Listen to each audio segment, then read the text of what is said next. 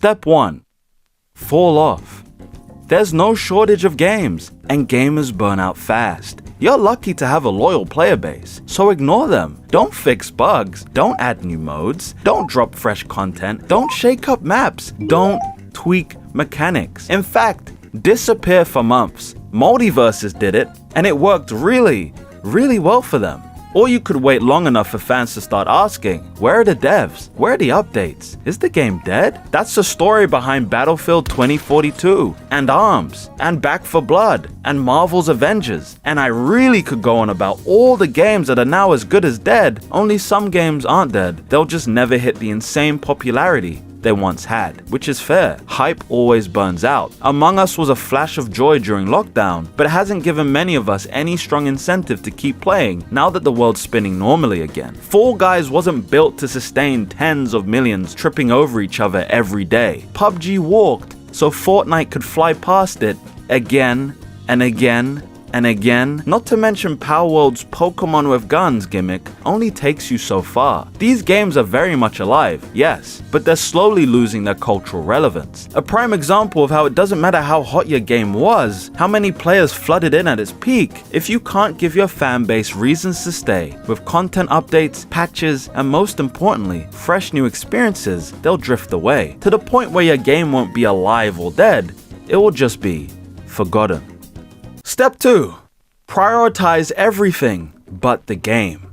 Instead, pour all your energy into literally anything else. Like yet another boring open world, a battle pass that feels like a job, overpriced skins nobody asked for, microtransactions over bug fixes, an awful TV show, and just whatever, dude. The hype for Halo Infinite was insane. We finally thought Halo multiplayer was back. There's no way you could fumble the bag with a bare bones launch, missing modes, lots and lots of delays, a live service roadmap that felt like a sick joke, and a core player base that had to sit and wait for maps, modes, and features that were promised at launch. It's simple, really. If you're not prioritizing the game itself, you're prioritizing its demise or its replacement. Before Marvel Rivals, there was Overwatch. Before Overwatch, there was TF2. And before that, well, I honestly couldn't tell you. Valve is a chronic deadbeat and has left TF2 to struggle against a sea of ills without a major update since 2017. All while chasing new ventures instead of truly caring for a game fans still love. Blizzard f***ed around for years and finally found out, overpromising, under-delivering, and pushing out a sequel we didn't need. So you see, Marvel Rivals is just giving players what the others won't, until it too loses itself in everything but the game. You could say it's a weird inevitability that eventually, even that hot new thing becomes yesterday's news. So don't ignore what made your game great, because your players won't. They'll take their time, attention, and money elsewhere.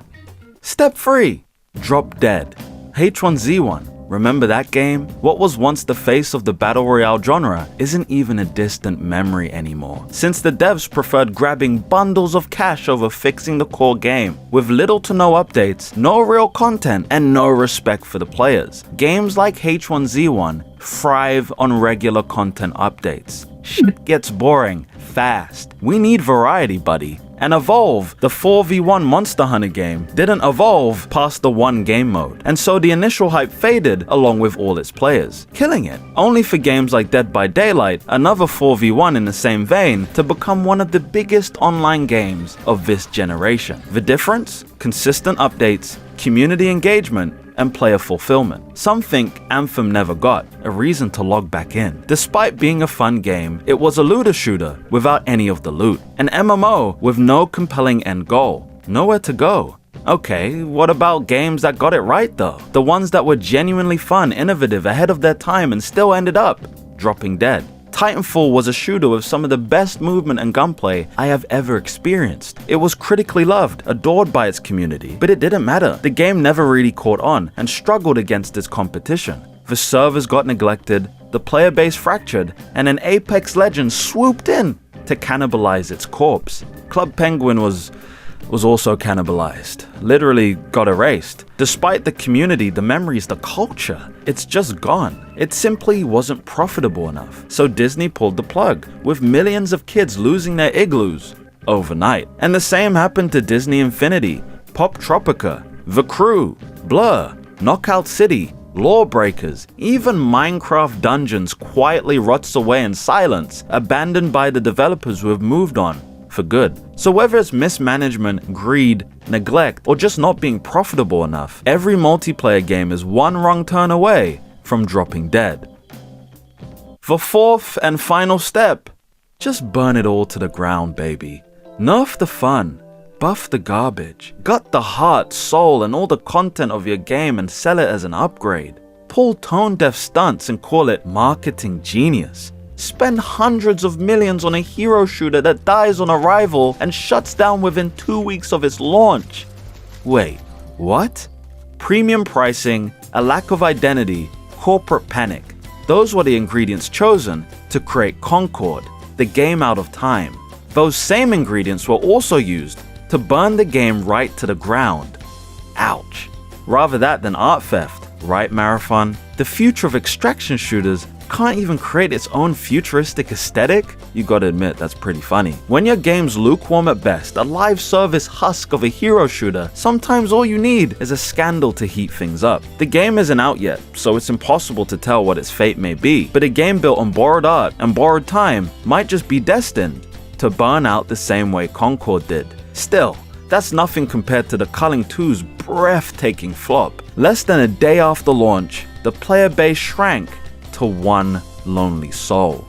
Yes, one active player. Who could have predicted that betraying your player base, abandoning your game, and rushing out a sequel would blow up in flames? But nobody could have predicted a company worth $2 trillion failing to market their newest game. Despite owning Twitch and being the biggest online store in the world, Amazon couldn't get anyone to play their cute little third-person shooter Crucible. Makes you feel warm and fuzzy watching corpo giants set fire to their own cash through sheer incompetence. Almost as warm as I feel when I think about how much money Ubisoft wasted on Hyperscape and Skull and Bones combined.